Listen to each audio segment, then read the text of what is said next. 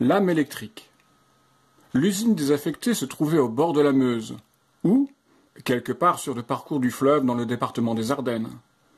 Il ne restait en fait pas grand-chose de cette friche industrielle, car l'usine avait été détruite partiellement. Seul le bâtiment d'une turbine hydroélectrique et un hangar de taille moyenne avaient échappé à la destruction suite au dépôt de bilan de l'entreprise de démolition.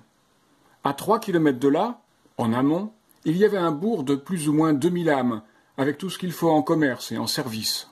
Le bourg niait l'existence de ce bout d'usine en ruine qu'il considérait comme une tache sur le territoire de la commune. Même les adolescents ne s'y rendaient pas pour faire des feux, pour y casser des vitres ou pour y taguer les murs. La petite route en cul-de-sac qui y menait était trop dégradée pour leur scooter.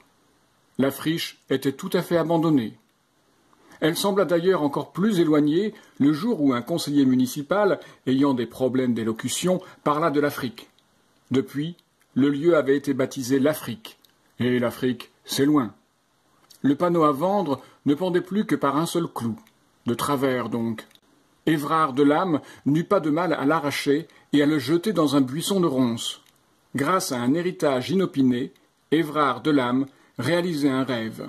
Posséder une turbine hydroélectrique. En achetant ce qu'il reste d'une friche industrielle, Évrard de Lame va pouvoir enfin réaliser son rêve, avoir sa propre turbine hydroélectrique au bord de la Meuse.